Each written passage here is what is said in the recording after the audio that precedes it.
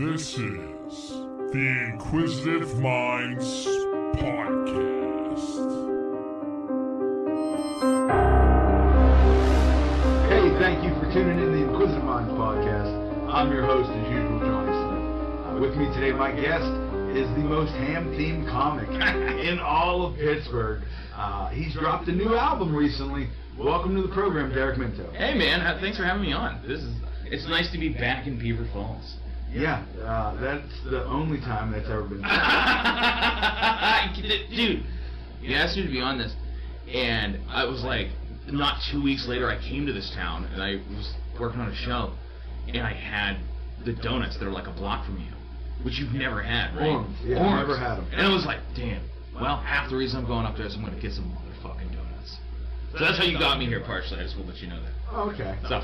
I know there is another, supposedly like famous donut place in like Rochester. Oh, maybe. I don't know. I can't remember the name of it. It's there, but I've never had their donuts either. I'm just, you know what? But you've never really had them? They're Never. like regionally famous. Never had them. I will say, I fucked up a while back on the diet, and I've just been spiraling. So I'm restarted today. But that meant yesterday was the time to be alive for a fat man. And I was up in Erie, never had Tim Hortons. Oh, yeah? You had some Horties? I did yesterday. Yeah? They had this cheesecake donut that was fucking phenomenal. Oh, yeah, chef's kiss. There was a mocha ice drink I got. Oh, I loved it.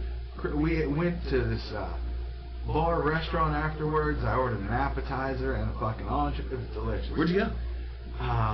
What's it called? Like Room 12? Oh, okay. Or some shit like that. It was phenomenal. I had a burger that was wrapped in quesadilla. Oh, fuck. Yeah, it was amazing. Oh, man, that's like sounds slightly better than a grilled cheese. My flatbread pizza was this like a buffalo chicken topping shit. It was but the calories I took in yesterday were immense. Oh, dude, I ate like shit yesterday. Like, I hosted a stage, right, at the Millville Music Festival. Okay. And the Millville Music Festival organization, which is awesome, they put on a great, like, it was like 250 bands over 2 days. Oh, wow. It was fucking nuts. And they were supposed to give us food, but, like, it was just, there was so much chaos. And, like, it's, you know, it's literally a whole borough basically turned into a concert. Yeah. And so, like, I just basically, instead of actually ordering the food or trying to get Millville, the organization, to send me food from their location, which had just been, like, cold penne pasta or some horseshit, I just, like, kept pimping out the vendors on stage whenever I was emceeing. And so they're just like, Derek, take these piles of food from us, please. Like, I could literally just walk over and they would just hand me stuff. And I'm like, I'm eating like shit today. That's great. So, like, literally, like, I ate, it was like I lived at a carnival. I ate so much weird fried shit, like, that I'm trying not to eat. And it was just like, I'm like, I don't care. I had like 2 chickens on a stick. That's awesome. Man, we really got off topic right out of the gate. It's 2 fat guys reminiscing about food. It's fine. Yesterday was a glorious day. Yeah, it was good. It was good. Yeah, it was a good one. I can snacks and Danishes. Ooh, Danish. Nightmares. You know, in prison they had these little cake donuts, and I can find them only in like random places. Yeah. And I found a pack of the strawberry ones, and I fucking hate those too. You know, I've had those, but I had them in high school. Okay. Because they're like, correct me if I'm wrong, they're doing these little plastic packages, and they're like, one of the things about them is they're like nutritional in a way, and that they have a bunch of vitamins forced into them. Oh no, I think maybe they're not the same. I don't know. Yeah, those sound like different things, because these are just. But they're very good. These are just full of sin. Yeah. Okay, Derek. So you're a stand-up comic. How long have you been doing this? Oh God. I don't know if I'm allowed to add in the COVID year at this point. Yes. Yes. You I'm allowed to, or I'm allowed to take it out. I think it's now 13. I think that's the number now, because it jumped from, I was like kind of at 11. And now, before COVID, and now I think there's been enough cycles that I'm at 13. I literally can't figure it out anymore. Tell me about when you started. Oh, man. Or what prompted you to start? Okay, well, that's a great question. So, 2 things happened to me. One, when I was a kid, I had like a terrible accident. I say terrible, it's not like a car crash or something. Like, Make a long story short, I peed my pants in front of a class. I did that too. Oh, wow. Sixth grade. Oh, yeah, first grade. Wow. Oh, man. Oh, different times. Rough times. Yeah, oh, God. And so what had happened was I was at we were all at the chalkboard writing out sentences, and then we had to go back to our seats, and the teacher would come along the board and check them. And at the board, she told me I couldn't go to the bathroom because it wasn't time to do that. So I got to the front of the board, and I just peed my pants. And I tried to slink around the back of the classroom to hide it, and I would have got away. If I didn't have to get up the rest, I'm like, these pants will dry. I'll smell bad, but the pants will dry, you know? And she's walking around the board, and I didn't really take this one part into consideration, is that there's going to be a giant pile of piss on the floor. So she literally steps in my own urine. And she, like, looks at me. She's like, Derek Minto, you know, I'm from, or Mr. Minto, you know, some Catholic school bullshit. And they got to the front of the classroom, and she's like, Derek, so, do you care to explain to the class why your pants are wet? And everyone's like, you know, like, waiting to basically explode laughing. And there happened to be, you know, it was an old Catholic church, and there happened to be, like, pipes running along the outside of the room. And underneath there's a pipe, and I'm like, well, I guess that pipe burst and must have sprayed my pants. And this is what he said. And not a bad answer. And everyone laughed. And I got to go, I got sent to the nurse's place to go get changed, or I don't know what the fuck happened. They gave me new pants, you know, backup pants. But I'm like, oh, okay, I should just do this every time. Okay. Like, and it was kind of a defense mechanism for me, you know. I was always a big kid, and people were mean to me, so I figured out a way to be mean back. Or deflect them, you know. If you can beat them at the game of being fat or being goofy. Like, I was a really weird-looking middle schooler. Like, Jesus Christ, I would, like, literally have taken the pictures down from my parents' house. I was like the goofiest-looking kid. And with that, I did it once in a talent show in high school. Okay. Which was terrifying. If I can tell you anything to do, is do not go back in time and do that to yourself. Because it's way worse. It's like literally probably the scariest thing I've ever done. Because it's not. I have to like then hang out with these people for like a whole other year because I did when I was a junior. And it's yeah, like, that's gotta be weird. Yeah, like, and it was like. How did you do? Well, so I had to audition, right? I was literally like told I had to do this basically by my chemistry teacher who ran the Key Club. So I had to audition for the Key Club. The Key Club sounds so much sexier than it is. Oh, it was a club full of Stepford wives, basically as high schoolers. These girls who wanted a credit to put on their things so they can go to a nice college. Oh, okay. And I wouldn't say necessarily evil, but they have a very kind of type A kind of feel to them. And so I go in, and I proceed. Would it be wrong in saying a very Katherine Heigl? Yes, that was a Heigl-esque experience. Okay. That's a great way of putting it. And so I have to go in and audition in front of them, and I cannot to this day tell you exactly what I did. I can only tell you 2 jokes. Okay. That I told, and it was. You can do it. There was 2 jokes about rap lyrics, and it was like if you can do it, put your ass into it. And I was like, if I went about that in that manner, I would be the ruler of Indochina. Okay. I said that out loud to people. Okay. I thought that was really funny. And the other one... That's a very specific target. Yeah, I know. And the second one was... I'll probably do it wrong because I'm kind of stoned. The second one was... it's getting hot in here, so take off all your clothes. And I'm like, if that was how I operated, I would be naked 95% of the day. Like, that's not bad. That was okay. I mean, remind you, that was the only 2 things. You were what, like a 17-year-old, 16-year-old? Yeah, like a 16-year-old. That's not bad. But I don't remember what the rest first one. I will rule all of Laos. Yeah. What? I'm trying to remember if that was the lyric. It might have been a different one. I don't remember. But, so anyway, it did not go well. And they're like, we're going to let you do it, but you got to come back and, like, not do what you just did. And I'm like, oh, my God. Like, I cried. Like, after it was awful. Because I thought it was, you know, it was just a terrible experience. And, like, I told my friends, I did my set for my friends. And my friend Mike, like, very bluntly says to me, you know the problem with your set is... And I'm like, what? He's like, none of it's funny. Oh. And they helped me. Like we worked on it together a bit. Okay. And I didn't do the final thing for them, but like they helped me along and they like pointed out, like, because I didn't record myself doing it. Like I had I had literally no frame of reference. Like I'm just like imitating television, basically at that point. We're trying to do things that I did in my youth that were funny. Like, well, when did you start, seriously, taking it? So probably I was like 25. Oh, 24. Okay. I got out of college and kind of forgot about stand-up, and I started working. What'd you go to school for? Broadcast journalism, philosophy, and film studies. Okay. I have the most liberal arts major in the world. I wanted to go on radio. I worked for an NPR station for a year, and I hated it, kind of. It just wasn't what I thought it was going to be. And I really wanted to do, like, morning radio. Like, I wanted to be, like, Big Schnoz in the flick. Hey, it's Minto in the morning. Minto in the morning. But that's what I wanted to do. And then they're like, well, you need to be a comic. And I'm like, well, I've kind of tried that before. Maybe I'll just try that. And immediately started doing stand-up. And I'm like, well, I fucking love this shit. Okay. Fuck everyone I know. This is all I'm going to do from now on. And that's kind of what happened. Okay. I love stand-up. I mean, it's one of my favorite things in the whole wide world. Let me ask you this question. I don't know this. When did you get started? Like, what was your first place you went? September 10th, 2018 is my date. Okay. So I'm coming up on 3 years. Oh, okay. And yeah, I count the pandemic because I actually did a lot of work in the pandemic. Well, good for you. This spawned in the pandemic. Oh, yeah. 2 other podcasts spawned in the pandemic.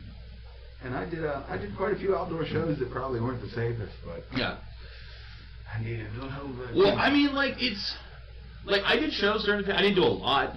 I did some Zoom shows, which I did not care for. I do not care for those.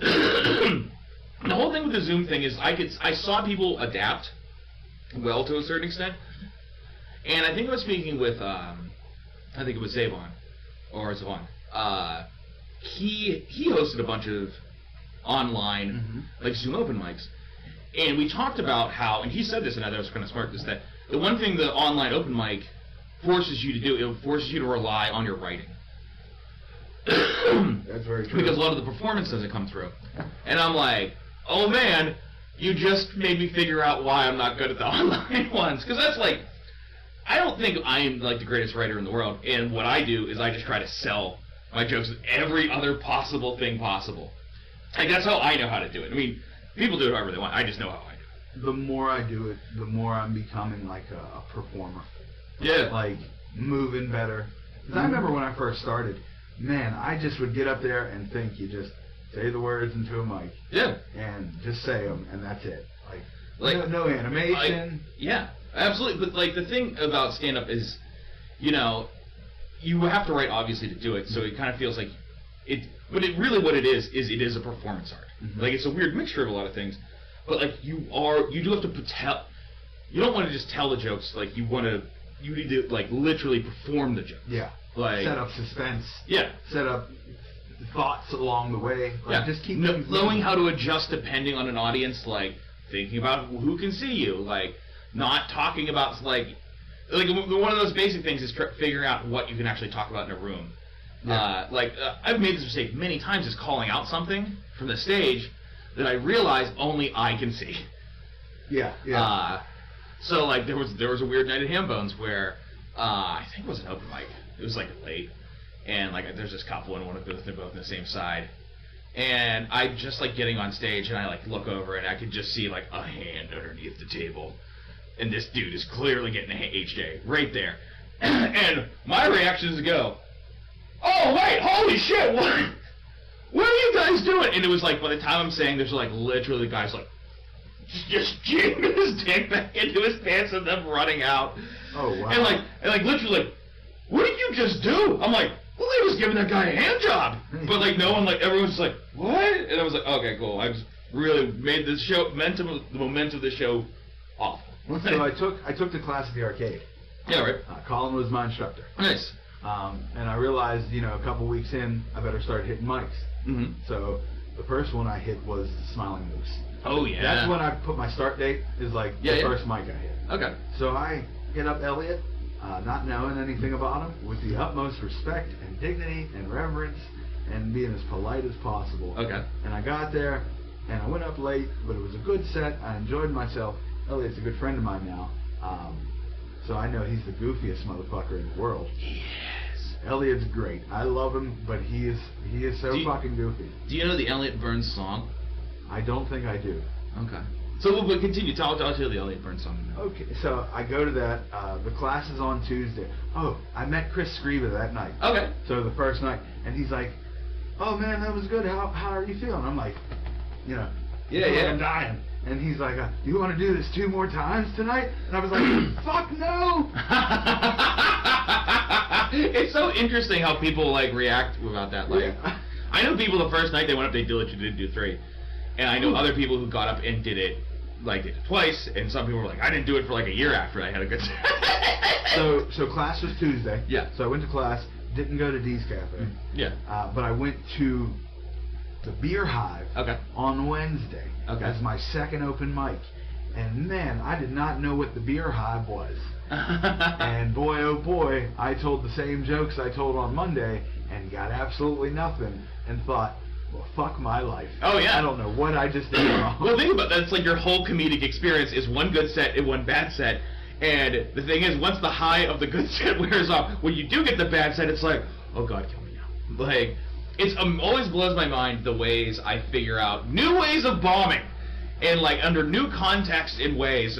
I don't care what anyone says. If someone tells me, "Oh, you didn't bomb," I'm like, if I made the decision I bombed, I fucking bombed. Leave me the fuck alone. Absolutely. Yeah. Yeah. Like, that was a good set. It was like, was it? Yeah. And that's the thing, all comics do that. Like, there's definitely always, because you're the one that's performing it, you always notice every mistake you make. Or hopefully. Well, maybe. But in an ideal world. Yeah, but you know when you made a mistake that fucked up something. And there's the thing, that oftentimes the audience doesn't know what you did, but it matters to you. Because you know it would have been that much funnier, or that much, I would have done it even better. Yeah. Like, but back to Elliot Burns. So, I've known Elliot Burns since he started doing stand-up. He's been doing it for quite a while. He started after maybe I was doing it for like a year or 2. Yeah, Elliot's been doing it like 10 years. Yeah. And there used to be a piano always on stage at Hambone, an old shitty piano.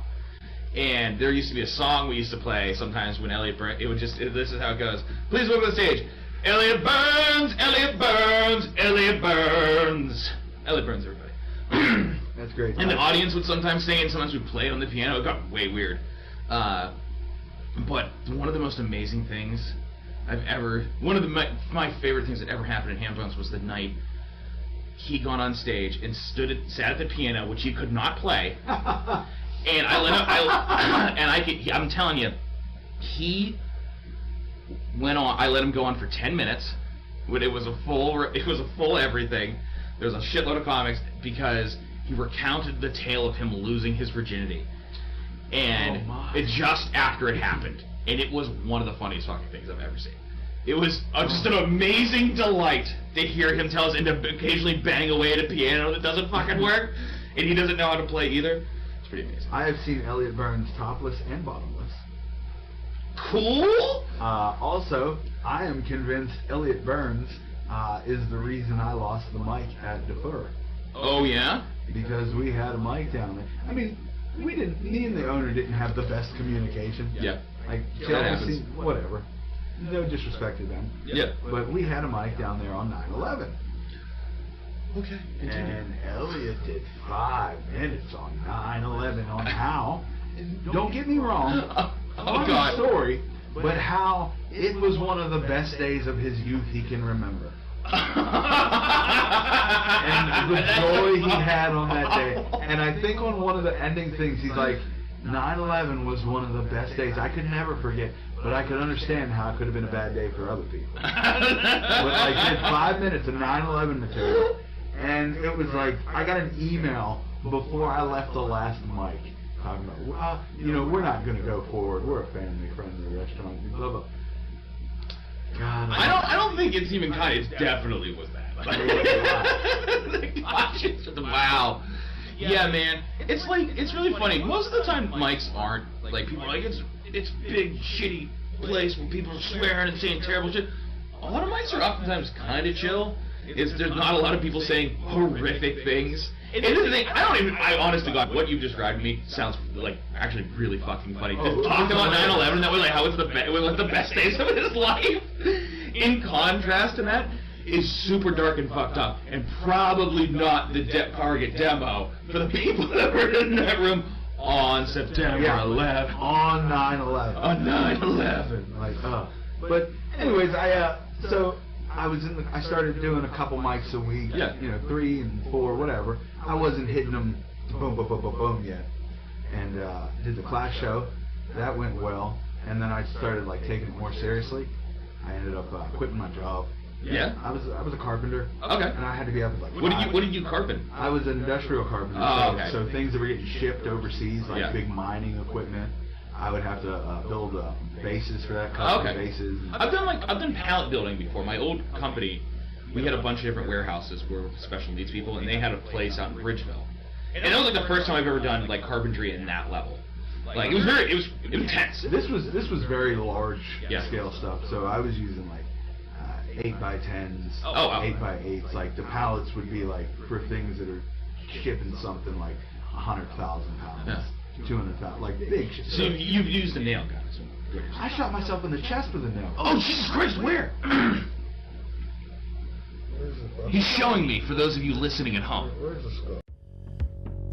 Salutations, Shades, and welcome back to your one-stop shop for all things strange and unusual, Talking with Shadows, the conversation everyone has, but no one wants to admit to. Here with your host, Vic Whaley. And Marcus D. Now come along with us as we explore the most obscure things our universe has to offer. We specialize in helping people make sense of the most bizarre phenomenon you'll ever come across. You'll get all the great topics such as UFOs, cryptids, and psychic phenomenon, but also some stories that are so spectacular they scare people to believe that they're true.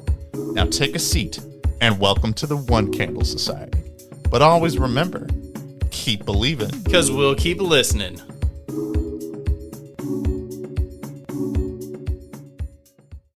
Right here. Fuck! How deep did it go? Maybe a quarter inch or more. Oh fuck! Here's what happened. Okay. I'm working, I'm building something. I shoot down. I feel it. I'm like, oh, fuck me. So like an idiot. Oh god! Like an idiot, I try and look in my shirt, and I'm like, oh, you fucking moron! The shirt's nailed to your goddamn chest. I would have maybe done the same thing. So I'm like, fuck! I can't man. tell anybody because I'm not gonna pass the drug test. Oh no! Yeah, I smoke weed. Yeah. So I'm like, fuck, what do I do? I pull it out, and I stick my hand over the hole, and to stop the bleeding. And I got this fucking nail here, and I put it in my pocket, because I wanted to keep it. Oh my god! But This is like the, okay. I walked up to first aid, and went to the big ass first aid kit, and took a bunch of gauze, and taped up my chest and shit. So as much as I could get the bleeding to stop and stuff. Holy fucking shit, man! And just kind of went back to work. And at the end of the day, after it was too late, I was talking to my boss and my buddy that was working with me. I was like, yeah, I shot myself in the chest today. And they were like, what? And I was like, boom, here. Holy fuck! That same job. It seems like it healed. Oh, obviously it healed up fine. Otherwise you'd probably be dead. I was terrified. Oh yeah, no shit. That same job, I broke this finger. Oh yeah. 3 places. And cracked my ribs when a thing broke open. But again, I couldn't pass the drug test. Oh, you poor bastard. So I had an hour and a half left on the shift. So I'm just doing what I can. And it's a manly job. Mm-hmm. Men everywhere, holding it. Oh, I'm hurting. Yeah. I'm fine. I get in the car. Just from the emotion of it took to hold all that in, I just start weeping as I'm driving. Oh yeah, fuck it at that point. Get a good cry in, man. I cried for a half an hour. Oh yeah. And then my finger was so fucking big, it was ridiculous. But then I started taking it seriously. Yeah. Just hitting more mics and trying to do what I can. I mean, I tell people, I'm like, if you do it a couple times, you'll figure out if you like it. Yeah, It might not be the first time. It didn't take me but 3 or 4 months in to quit my job. Yeah. We'll figure something out. But, I absolutely love it. Yeah. I do. You do a lot of road work? Oh, I mean, I have. We'll say pre-pandemic. Yeah, I mean, I traveled a bit. I I liked going out. Like, I miss it. Like, that's what I spend a lot of my time doing. There's only so much work in Pittsburgh. Yeah. Like, love. I mean, I know you've been out to Chicago a million times. Yeah. Like, I'm headed out there again this month. Oh, good for you. Every time I see you go, I'm like, bastard, I want to go. I love it. I love the vibe. I feel like Pittsburgh humor, or this region's humor, works really well there. You know what it is?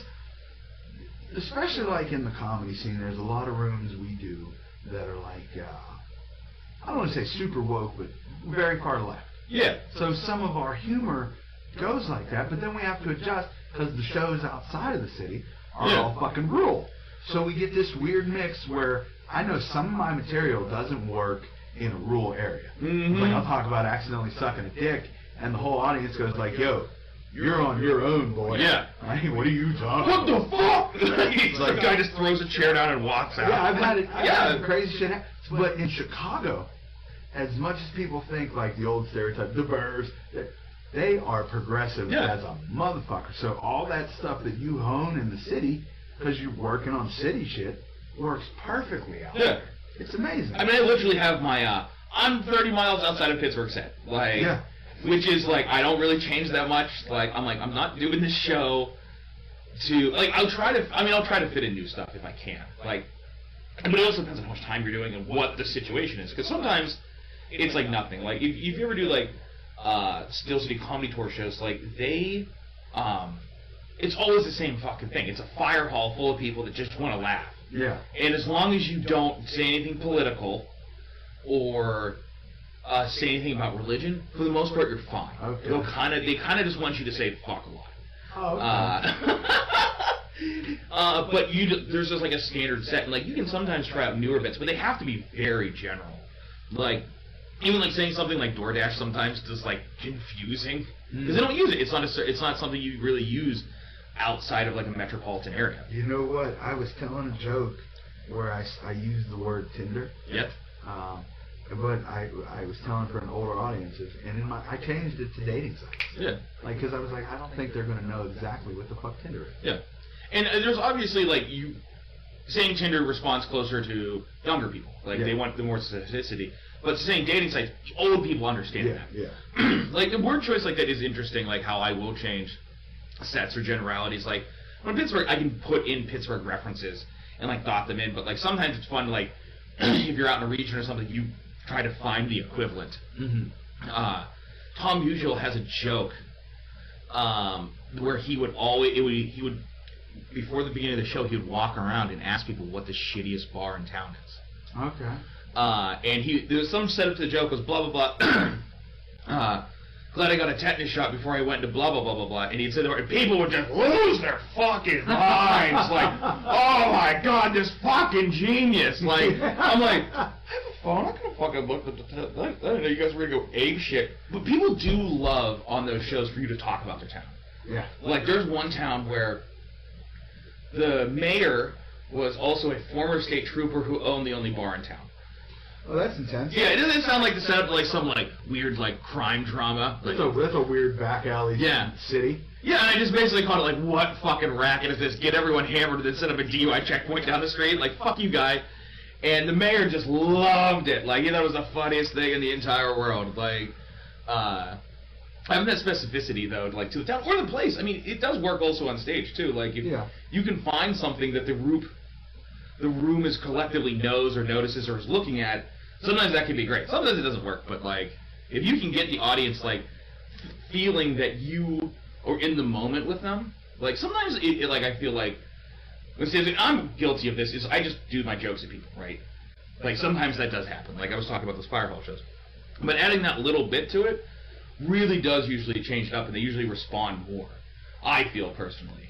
Like, being like having like, and I don't feel like I'm like a crowd work comic, but like I do like taking something from around me and making a joke about it. Well, they like to feel included. Yeah, exactly. Yeah. That's what they're like, oh, he's with us. Mm-hmm. You know, he's just not some guy coming. You know. Yeah, I mean, I think that little bit of presence goes like a really long way. I fucking did a show outdoors recently, and there was like a setup in front of us, but there was like a balcony that people were up in. And I just quickly went like, yo, shout out to the snipers in the Eagles nest. But like that balcony went ape shit when I said, I was like, okay, yeah. But like I get it. No. Yeah. You recently put out an album. I did put out an album. Is this your first album? Yes, this is my first album. I did it under duress. What is the name of the album? The album is live from Lawerenceville's finest ham-themed bar. And where can that be found? That can be found on Spotify, iTunes, Pandora, SiriusXM, and everything. You can find it on YouTube. There's Facebook Music that you can find it on. Okay. It's on like 34 different services. Nice. I think it's on Tidal. Oh. Yeah. I Shit. think. I'm not there with Rihanna. Yeah, I know. She just became a billionaire, by the way. Really? Yeah, that makes sense. She made like 20 hits. She deserves $1 billion. I think a lot of it came from the Fenty brand. Oh yeah. Like her lingerie really? And I think makeup. I didn't know she made it. Forgive me if I'm wrong. She's like a mogul now. No, yeah, good for her. I mean, yeah. She doesn't make music, but I mean that's kind of like you're at the point where you made a ton of great music, and now you can work in the industry in a different way and help other people, or just swim in your pool of cash. Like I don't know. Rod Stewart never got the message. Yeah. So going back to that, you said you did it under duress. Well, yeah. So the bar, Hambone's, obviously at the beginning of the pandemic, it shut down for a bit. And when we reopened during the summer. Jeff wasn't well, the owner, and pretty much by I want to say August or September, Jeff had to go to the hospital, and then he passed away. Rest in peace, Jeff. Yeah, it was awful. Jeff Holt was an amazing guy. I had the pleasure of working with him for 10 years. I literally fell into the job. My buddy was hosting the mic at a different bar called Papa J's. By the way, do you want to talk about a paranormal experience real quick? Yeah. Okay. Absolutely. This is a perfect setup for this. I did it somehow. I'm a genius. So there's one of the first open mics that was in the city when I started, or the newer ones, was they did one at Papa J's downtown, which was an old building, a very old building that used to be a brothel. Okay. In fact, there were tunnels underneath different parts of the city that actually led into the basement, so businessmen or gentlemen could sneak in there, get a quick wank, or well, not a wank, a wank for a lady or dude, I don't know, and then I'll leave and no one would know. The building was full of secret passages and false walls. That's so cool. It is some super clue level crazy bullshit. It was awesome. And I inherited this show from my buddy. He went out to California to go pick weed, and he never came back. Okay. A guy named TJ Amick. And so I started hosting the show there, and about that time, I started a podcast.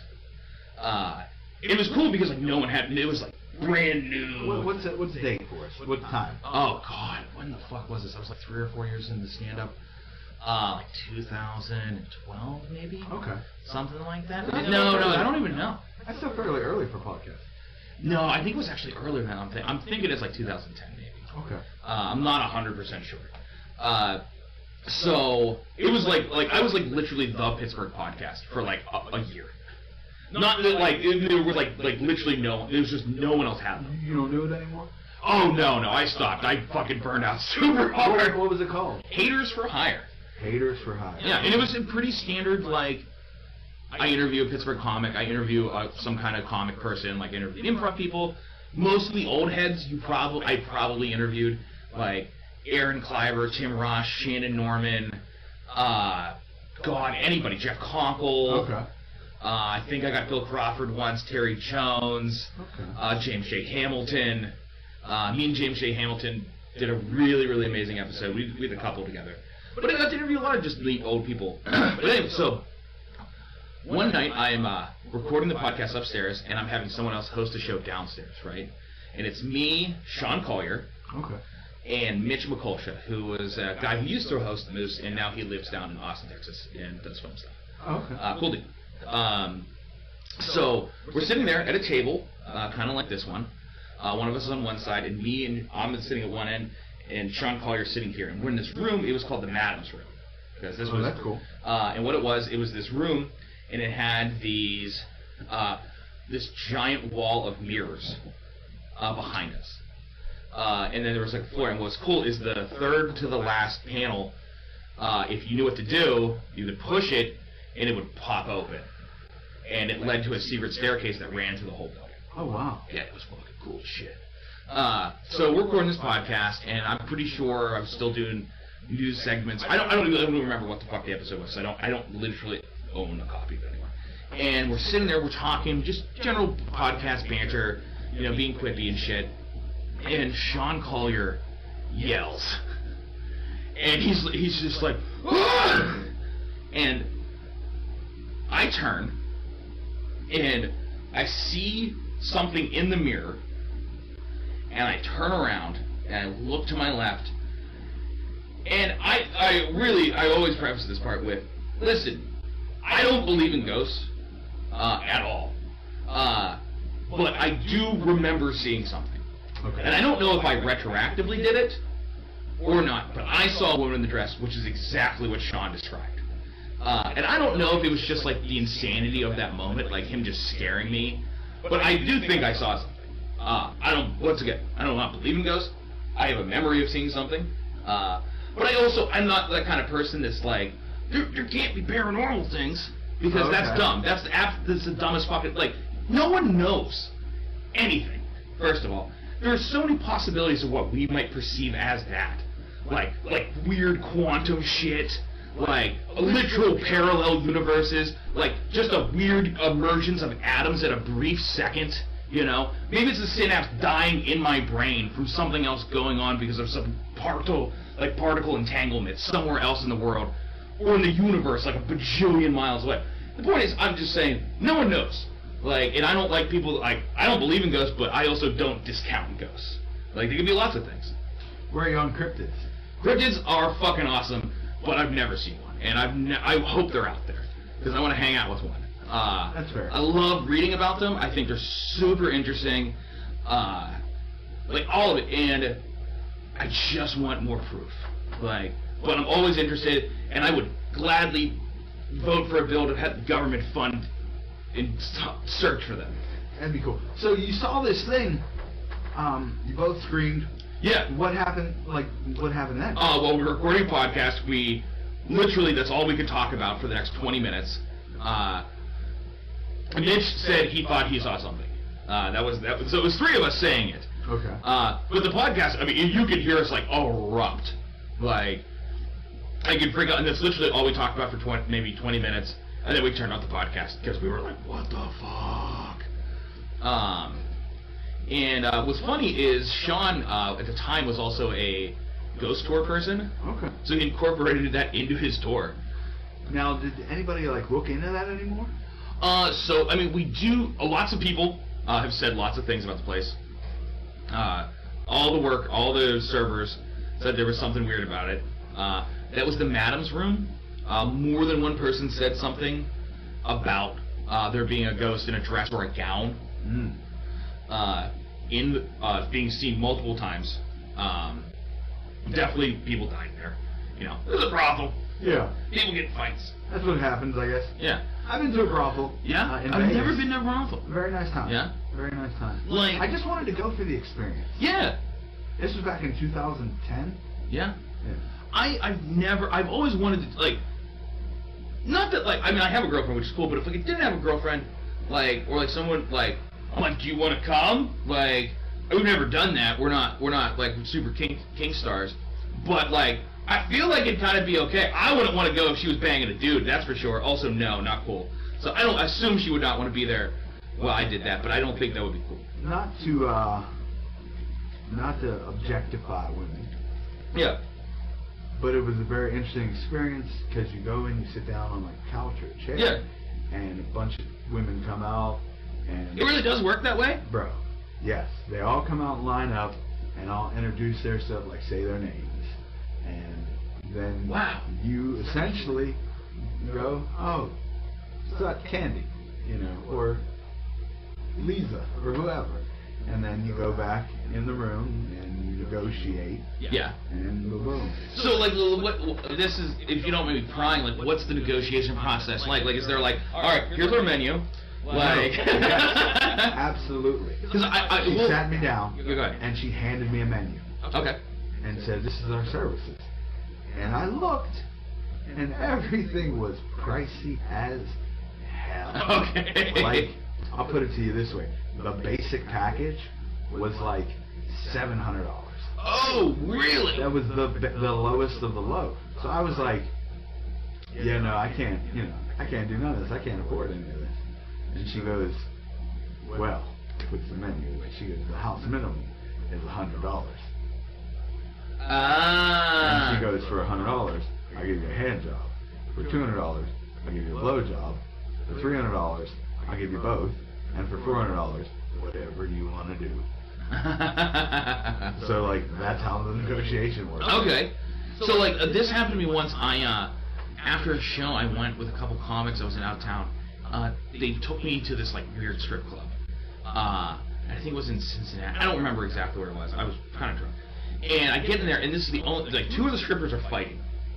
Like, and it's, like, this super small room. Like, it's like there's another side of the bar where it's, like, all the girls are closed and they're dancing, but, like, you gotta go to the other side, pay, like, $10. And they're like, let's go where the action is, Derek. I'm like, okay, whatever. And, like, I'm just not really a strip club guy. It's a weird social contract. But if I go with friends, then it's fine. So we walk in, and literally two of the strippers are fighting about going on stage, because we were the only people there. And it's like, oh, this is awful. And then this girl just slides up to us. She's like, okay, here's the deal. So, like, it's like $75 for a hand job. And, like, she just starts breaking it down. She's like, listen, we don't do that part, but we gotta cut the boys in, so you're gonna have to pay a little extra. You need to tip them out too. You understand? And, like, just, like, so matter-of-factly, like, not solicited. Like, I like that approach. It was kind of amazing. Like, I wish I could have taken her up, but like, I was in a relationship, and I don't do that. Last strip club I was at was with Tim Roth. Yeah. Yeah. Which one? Strip club in Erie, next to Bison Beer. Oh, I've never been. I've never been. How are the Erie patrons? How's that? They are as expected. Okay. No, I'm not a strip club guy either. Yeah. I used to be when I was younger, but I think when you're younger, it's more acceptable. I started going when I was like 17. Okay. So, like, by the time I was like 22, I was like, I don't care. Yeah. What is the point of this now? Like, I get it. There's no point in this unless. Yeah. It's like, go home and guess I'm gonna beat off to this. What? Like, what's the deal here? This is something that I didn't know. I got, like, after my first lap dance, which was paid for by a friend of mine, I went outside to smoke a cigarette, and my buddy, who then was on the girl next, or whatever, she was on him, I guess, technically, he comes out and he's like, hey, man, she wanted to know if you, had a good time. And I'm like, I mean, yeah, it was cool, naked lady sitting on top of me and rubbing her butt on me, that was pretty cool. He's like, but did you have a good time? And I'm like, what do you mean? And he's like, well, when that happens, sometimes you're supposed to. And I'm like, I was to jizz in my pants? Or is that what that is the point of a lap dance? Or is that, wait, what? What? Like, I had no, and he's telling me this, and I'm like, holy fucking shit, no wonder all these dudes are in fucking goddamn sweatpants here. Like, all these dudes in gym shorts, I'm like, oh my god, their pants are full of jizz right now. Super gross. But I didn't know that. I didn't know that was the point of a lap dance. That's what I've been told. I don't know. I've literally gotten, like, 2 in my entire life. I mean, I've gotten more than that, but I've never, like, jizzed in I didn't think that was the point. That's what I was told. I mean, I don't know. Like, maybe I've just been living life all fucking maybe me too. That's the thing. Like, what the fuck? Yeah. I wasted so much money not jizzing in my I know. Or saving yourself from all those dry cleaning expenses. Well, yeah. That's absurd. I don't know. And that's the thing. I don't know if he was like. I'm pretty sure though that dudes go there for that explicit purpose. That's real. That's disgusting. Yeah. That's nasty. Also, I mean, how many pairs of pants do they think those guys bring with them? 7 or 8? To be fair, I used to be a savage. Yeah. I have been in very places no human should have been. Okay. I've been in toxic places. No, so I can't shit on anybody. Do what you do. Tip your ladies, strippers. If you want to do it, keep doing it. I guess. I don't know. I'm thinking of hard. This is the hill I'm gonna die on. Jizz outside your pants, guys. That's what I have to say. Sex work is real work. Yeah, sex work is real work. I'll go with that. Be nice. Yes, that's a good way to do it. Okay, so you got this mic. Oh yeah. So anyway, I got this mic. I was working with Jeff there, and then Jeff basically was like, hey, I bought this bar called Hambone's. I'm like, what the fuck is Hambone's? And that's how I got started over there. Going all the way back to the album thing. So I knew Jeff for a very long time. And Jeff was very supportive of comedy, which is something that's very rare to have. Like, we literally had a riot in the goddamn bar once, and we still were allowed to do comedy the next week. Okay. Yeah. Yeah, there was a... What happened there? Oh my god. I will make this story as concise as possible. James J. Hamilton made a very offensive Facebook group that upset a lot of people. It doesn't surprise me. And make a long story short, it referenced a rape joke in it. And it was supposed to be for a private group of comics as a joke to make fun of himself. And what it inadvertently did is became one of the biggest maelstroms of bullshit I've ever dealt with in Facebook in my entire life. Because somehow one message leaked and then it all blew up, and suddenly like all these people were able to join the group because one person got in and invited other people. And it became this like 3-week long tirade of people like arguing, is this or is this not funny? And what is a joke and what's appropriate to joke about? Oh my god. Like, I remember like walking away from it and coming back like 2 hours later, and I'm like, why do I have 43 Facebook notifications? Like, what the fuck just happened? So anyway, he made this group, pissed off the lady. She kept threatening to come to shows he was at and protest or heckle him. So one night, I let him host Hambone's early on so I could record my podcast in the back, I believe with Ron Delcone. And that was in the back of Hambone's before it was ever done. It was just like an empty space. So I go back there, record. And there's this weird thing going on. One of the people in the crowd was going to be on a show called The Great Norwegian Adventure. Okay. So they brought a reality crew there to film. So it also brought all these weird comics and people out of the woodwork so they could try to get onto this reality TV show for Europe. Comics coming out of the woodwork? We would? So the place is at capacity, the whole bar. And James is hosting, this girl gets up, she starts doing jokes that aren't particularly funny. They're like army-based jokes, and they're pretty bad. And then she starts talking to James. Mm-hmm. And we're like, oh god, it's the lady. The lady that said she... and James is hosting, right?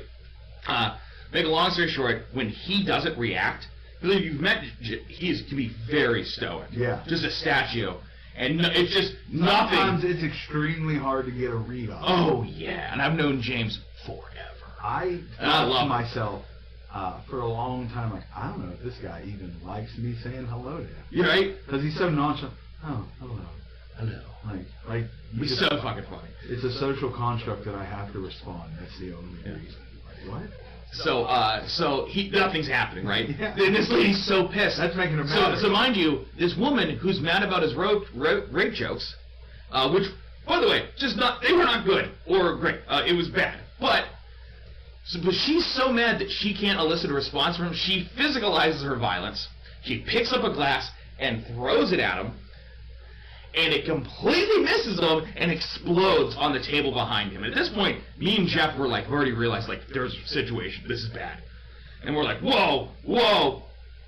So this whole table stands up. She comes at James. And then all of her friends that she brought with her stand up.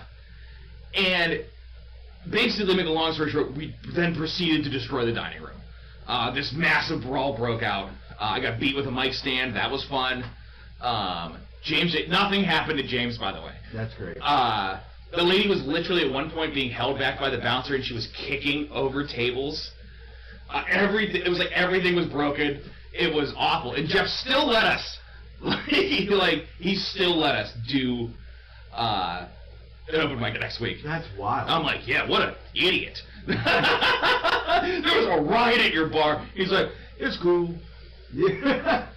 Like, but yeah, I mean, it was a crazy place, Hambone's, and, Jeff was a good man, and he let us do things some to the detriment, but, like, he loved performance, and you don't get that a lot, like, in bar owners, so when he passed, like, I was very, very upset. Yes. And at first, it didn't seem like Hambone's was going to close. We worked for, like, 2 weeks to get it reopened. We literally, at the end, were short $3,800 to cover all the insurances. And we're like, Jeff has to have some money somewhere. And we went upstairs into his office, and we started looking around, and we pick up the bed that was in the office, this like couchy kind of bed thing, and we pick up one of the pillows, and there's like $1,000 in cash. Oh. And he was literally sleeping on a bed of money. Like, he was just like the cash that got collected over the summer from like the sales when they were doing like just the mini like booth out there. He wasn't putting it back in the bank. But like we found all the money we needed in that office. Oh, that's awesome. Yeah, it was fucking crazy. But you know, the problem is there was a bunch of stuff that wasn't paid, and the second he passed, the bank basically were like, we're skipping forbearance, we're going right into foreclosure. So which basically meant like at that point, we had like 2 weeks before like there was no way for me to set foot in that place. I was really upset, and I went home, and I remember like deliberately, I'm not getting drunk because that's the last thing I want to fucking do right now. Like I want to experience this sober, which is like a bad, you know, I do that sometimes, like sort of just like, well, shit sucks, better get drunk. Which is sometimes is fine. I need pacified, but like, and I was just sitting there, and I was like, what the fuck? Like I just needed something, and I find for myself. You know, I've had a bunch of family members pass and this and that. I need to find something constructive to do. I need to do something. Like, I need to focus that energy somewhere. And I just had this like crazy, I'm like, what if I fucking break into this bar that I'm not technically not allowed to be in anymore and record my album? Because I was supposed to do it during COVID. Yeah. But everything got fucked. I had a tour planned out, and I was going to come in, I was going to do one night of Hambones, and I was going to do one night of Spirit. Like, and I was going to put the two shows together. Yeah. And it was like, okay, but then like I had to like literally go into Hambones and rebuild the stage because it was all undone. Yeah. It was covered with shit and like bar stuff and like everything was trash. So I literally had to like clean the place one last time and like get everything rewired and stuff. And I had to do it. I got to invite like 30. I could only bring in like 30 people because I wouldn't have invited everybody. It was what I wanted to do, but we were in the middle of a fucking pandemic. Yeah. Like so like we had everyone like masked up. And like we didn't do any liquor sales. It was just like if you guys want to bring something to drink, that's absolutely fine. Like, but we're gonna space everyone out, so it's like at least I won't be spreading the plague, you know. I mean, I wanted to, you know, and I was literally super intimidated by my three openers, like Lorenzo De Silvio, Shannon Norman, and James De Hamilton. Each of them did 10, and they crushed. And I'm like, oh no! And I'm really glad I did it. Like it's not perfect by any stretch of the imagination, but like it was a cathartic experience. Okay. It was like let me let go of that place a bit, like being able to do something like that. Like and it was kind of like it's really a hammy thing to say one after that. But I do mean this like I'm like Jeff would have wanted me to do this. I don't really like when people say shit like that. Like this is what they would have wanted. I don't think anyone knows that what they would. But I at least felt that way in that particular like set of circumstances. I'm like Jeff would have wanted me to do the most punk rock thing I could fucking do, which is break into his own bar and record a goddamn album and just do a little bit of Beanie. You know, doing crimes to make something. I was thinking about this since I saw the post, and I haven't got to say this to you in person. You said it's a very light B&E. Yeah. If you want to ever get into more serious B&E, oh yeah, okay, hell yeah. I've done some old back in the day. I did some B&Es. Yeah, no, so that's great. Flashbacks, guys. Excuse me. So you recorded the album. Yeah. Good experience overall. Yeah, I mean, it gave you some closure on Hambones. Yeah, I really struggled with like my initial plan was to put it out immediately, and I couldn't figure. It was like literally like I couldn't figure out why I wouldn't do it. Yeah. Amanda was like pestering me, like the people who recorded, they're like, hey, just let us know what's up, and I wouldn't do it. Like, and I didn't. It was like, oh, okay, because the second I actually published the album, that's it. Yeah. Like Hambones is gone. Like, and that was like, you know, that's where I kind of grew up, like in comedy. Like, I was very attached to that place, and maybe the good part of it is that, like, now I'm not. Like, I can grow past it. Like, I was forced to. Yeah. Like, or I hope I grow. Then I'll just be the old Hambones guy. Now, is club ownership still another goal in the future? No. No. That was something that the whole point, I mean, the point of open mic is, give people stage time and let them work out and have the best place to do it possible. Like, I got really lucky with Hambones. Like, Belvedere's caught on fire and literally displaced like 300 or 400 people that went to that club every Thursday. And here's a room with giant fucking windows and people performing till 12 or 1 in the morning. Yeah. There's something going on here. And like people might come into the room for even a couple comics and then leave and go to the bar, but they came in and they're buying stuff. Yeah. So like I felt like I got that and the consistency of just having it for such a long time in one place. I do think having like a consistent, like good hosts help a lot. Like, you have to learn how to do it. No one's good at it first. I will compliment you, man. You were a trooper. I've hosted a bunch of mics myself, and I know how they can be miserable. So especially even with like 20 comics. And Hambones was consistently into the 40s. Yeah. You were up there all night, energy. Good on you, man. It was fun. I don't know a lot of people who like to host. Like, I do like doing it. Because it's a weird job. Like, you get to be you have a modicum of power, and I can abuse it however I want. I said that to a comic once. I'm like, "Do you have the power to do that?" I'm like, "Of course I do, because I've abused that power before." No, I mean, it was. I just like doing it. Like, I don't know if I'm gonna do it again. Like, I don't really have any plans right now to start another mic. I've thought about it a ton. Like, I mean, I think about it probably every day. But I don't think I want to do it anymore. I want to let other people do it. Like, I spent so much time, like, I'd love to host shows, but I don't think I want to host an open mic anymore. Like, it's a lot of responsibility, and going through the steps of rebuilding, like, a place like that, was a lot. Like, my goal was never to own a comedy club. It was just kind of happened. Okay. Like, it was just one of those things that I kind of fell into, because the space was doing so well. And, I mean, the idea, honestly, was before pandemic, I was going to move.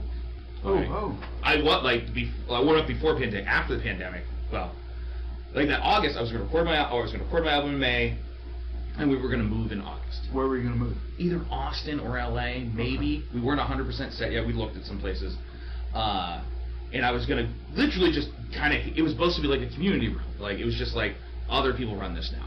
Like. Hey, you don't have to run the shows, do whatever you want with it, but just make sure the mics run and put up as many people as possible. It's a great thought, at least. So, I guess what's in the future for Derek? That's a damn good question. I don't know. This thing, pandemic, like, I forgot that I actually liked human beings for a while. Like, I was so by myself. Like, I was hanging out with Amanda. Like, Amanda is amazing, but it was just like me and her hanging out, and it worked for a while, and I kind of became curmudgeonly. Like, I think the first or second open mic I was back, I said to like a fellow comic something like something critical of a new comic on stage, and they're like, man, they're just trying stuff out, or like, I can't remember what exactly they said, but it was just like one of those moments where I was like, oh, I am not going to be one of these old fucking bitches. Like, oh, God, no. Like, I put someone down to, like, endear myself to someone else. Like, fuck you, man. And I was just, like, okay, I'm never doing that. Like, I always hated those guys that fucking did that shit. It's like, it's some of those old fellas are still around. Oh, yeah. And I don't want to operate like that. Like, I can be critical of people, but I don't need to do it like that. Like... Yeah. It's good if you don't have actual opinions of other people's stand-ups. It's like you're probably off. Like, you should need to have some kind of an opinion. Like, what is good and what is bad. Like, but you have to also remember context. And there's lots of different ways of looking at when people are doing. It's an open mic. Okay, so what? Like, and then comedy's so subjective too. Yeah. Also that, like, and also I think the most important thing to be able to do is if you're a producer of a show is to be able to recognize that you might not think someone's funny, but that doesn't mean they're not worth putting on your show. Like, that's very true. There are people like that. I'm just like, I don't think you're funny at all. I don't get any of this, but clearly other people like you, and I can respect that. Or maybe I don't respect it, but I still can respect that you're funny. Yeah. To other people. It's not for me, but I can respect what you do. Yeah. Yeah. No. This is the point in the episode where I like to ask people for advice. Just give some advice to the people, and it doesn't have to be even for comics. Just general advice. What advice would you give to anyone out there? Good advice. Shit, man. Ooh. Let me think on this. I'm trying to think of. Let me think of a piece of comedy advice.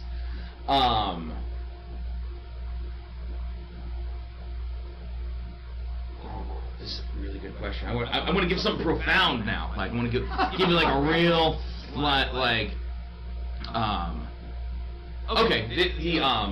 Here's just a general piece of comedy advice. This is a basic philosophy piece of mine, which is the crowd can't laugh at you if they can't hear you. And it works on kind of a couple different levels. In that, Pittsburgh is the best place to learn how to deal with a rowdy group of motherfuckers. Like, it's a great city for that. We have lots of bar shows. Mm-hmm. And if that statement goes one way, if they physically can't hear you, is the most obvious way to take what I just said is. But it is true. Yeah. And that isn't just screaming into a microphone, it's also enunciating and communicating effectively. Mm-hmm. And also, like on another level, like, the audience needs to be able to relate to you in some way. Mm-hmm. Or find something that they understand about your community. Like, the most basic thing in stand-up is you have to be able to communicate with them first. You have to make them listen to you. Because they can't laugh at anything you're doing if they're not actually listening. Mm-hmm. So, that would be my piece of comedy advice. I'm Derek Minto. I gave it a wink for those of you listening to the audio. Yeah, he's as a descriptive. If you're just listening to the audio, you're truly missing out. I'm sitting here with a golden god of a man. Oh my God! Derek Minto. I'm wearing this old glass. I love the Nintendo shirt. Oh, thank you, man. This is from one of my favorite British shows, the IT Crowd. Even when I didn't know you in the beginning, you were always kind. Thanks, man. So not to everybody. Definitely appreciate that. You know what? Everybody's got to have an enemy out there. Oh yeah. It was one of those things that, like, it's really funny about, like, how running a open mic, you know that, like, some people really obsess over the list. Oh, and some people don't. Yes. And I've always been one of those dudes. If I have time to go smoke some cigarettes. Yeah. Where am I at? Oh, okay, 4 or 5 more. And, like, I always understood, like, the list in Hambone was insanity. But it was like, I'm like, this is the only way I know how to do this. And I knew a lot of people would get really mad about it. Where, like, it was but also people read far too much into it. Like, I'm like, most of this is not about you. It's about the fucking show. Here's another fucking piece of comedy advice. I fucking hate comics who suck themselves off, and when they go up on stage, they don't give a shit about anything else that's happening. They're just there to do their time and do their thing, and fuck the show. Can you elaborate a little more? Let me try to think of an example of that. Like, people who want to go in a different order, or like your job is I think when you perform on stage, like, your job is you're there to make the show the best as possible. Mm-hmm. Or that means you need to do your certain amount of time, or not completely burn the room with a bunch of bad crowd work, because that's what you want to do that night. Like, you're there to perform and be the best performer there possible. Not do a bunch of new shit because you just want to work on stuff instead of doing proven material. Yeah. Like, I've had people do that before. They're like, oh, I'm going to headline, but I'm going to do all new material. And it's like, cool, thank you! Thank you for ruining the show. Thank you. That was nice of you. Real cool. I do think that's part of the job. It's like, you serve the you work for the show. Yeah, you want the crowd to have a good experience. Mm-hmm. And I try and be professional no matter what. So it's nice when people do that. It makes things way easier. I even look at it like, even if it's a bad show, even if we had a bad show, maybe I can convey to someone and make a quick fan out of that. Yeah. Like, I try and just do the best as I can. But no, that list stuff is crazy, man. I mean, and this is the thing. Like, there are people like this. I'm not even necessarily talking about Hambones. Just the literal, like, craziness. Like other shows, like, there's a comic that if you moved him, I'm not going to name because I literally don't like talking about it. If you moved him in any spot or any way whatsoever on that list, down or up, he would completely lose his shit and scream and leave. every fucking time. And this giant conversation about, you're trying to fuck me, why are you doing this to me? Fuck you, you piece of shit, my dogs are dying, I got fired from UPS. I'm not saying this guy's name, I will not say his name! I'm not saying anybody's name. I'll tell you right now, actually fuck this, I will say this, fuck you! I will say it right now. Listen, that motherfucker threatened me with suicide so he could get a couple extra minutes in Hambones one night, and I screamed him out of the bar. You do not fucking do that shit, that's messed up! Fuck you, eat a bunch of dicks. Or pussies, whatever you don't want to eat. Whatever you don't, maybe it's butts, I don't care. Fuck you. That's it. Start the beef game. I don't care. First 3 years I did stand-up comedy. Got in a fight with me, blocked me on everything. 6 months later, unblocked me and apologized. And after the third time he did it, I'm like, let's not do this for a couple years. And then we were friends for a while, and then he did that shit. And I was like, fuck. He's an interesting guy. Threaten to kill yourself to get more stage time. Like, get bent. Oh yeah, in the interactions I've had with him, suicide was brought up numerous times. Oh yeah, it's a fun card for him. Yeah, sometimes like just divulge. Oh, Like, you're yeah, having too much fun and they just fall. No, so that was your comedy advice. Hey man, I like what you're doing. Thanks, you know? boss. You too. Thank you. I mean, you work so much, man. I'm so happy for you. Like, that's great you're getting on the road, and dude, you trying to always have help a it. pile of dates with a picture of your face on it. Yeah, man. You know, self-promotion, I think, is like underrated at our level. Oh yeah. Because like, I'll be honest, sometimes putting out those things get me booked more. Because people are like, oh, he's working, he must be doing something right. Oh, for sure. Like, and then I show up and I'm like, hey, I left my teeth at home. No, but and I know, like, it's another thing. Sometimes they'll like open my comics, which I am as well. I'm not saying I'm not, but they'll talk to, oh, you think you're this, you think you're that, and I just like, who talks like that? Wait, what? Really? and I'm just like, no, I just know at this stage, if I only rely on the city of Pittsburgh, I'm not going to accomplish much, and I have to learn how to adapt other places. It's just it's miserable. Yeah. That's the worst part about comedy is my colleague. Here's a third piece of comedy advice that I'll definitely tell you. No one knows fucking anything. That is, people will try to tell you so much shit. No one knows anything. People ask me, I'm like, I don't really know. Like, I mean, anyone who asks is just full of shit. The advice I give, I always try and end it with, but I don't know shit about fuck. Yeah. Like, I don't take anything from me. Because, if I don't get your humor, I can't give you a tip. Because it's not going to be funny. It's like the Doug stand-up thing. Like, you can only teach people how to do comedy like you. Yeah. And that's the last thing. Everyone is, like, that's part of why, like, going home is important. Like, it makes you, it's like a big journey of self-realization. Like, you have to figure out what works for you, or you won't, and you'll be terrible. It's one of those two things. Starting off, I know myself specifically, and I see it in a lot of other new comics, too. You start off, like, really dirty. Oh yeah, because really, it's the easiest really button. offensive. Did you start off that way too? I would not really dirty, but I swore a lot more. Like for sure, it's an easy button. Like you know the bitch thing, right? Where it's like you can end any joke with the word bitch and the audience will laugh pretty much. That could have saved me so many bombs. Holy fuck! I am now Johnny Comedy, bitch. Dude, it's like, but it's also comics notice it very quick. I know if I hear someone say bitch more than any punchline, I'm like, and if I hear it more than once, I'm like, oh, you don't have jokes. Like you're just literally. You just gave me the secret to comedy. I did. Now you'll work forever, kid. I drove up here and came to this club, bitch. I did it. Like, what's funny is I rewrote a joke and then I performed on stage and I edited it with bitch and it crushed and I was like, oh no. Oh man, was it funny? Or did I just use the bitch crutch, you know? I didn't realize that. Yeah, when you'll see, it's really funny to watch in comics when they do it. I like when I'll see a brand new comic start and they think the F word is the secret. It so is. every other word is fucking fuck. Yeah. I just fucking walked in here and fucking thought about fucking...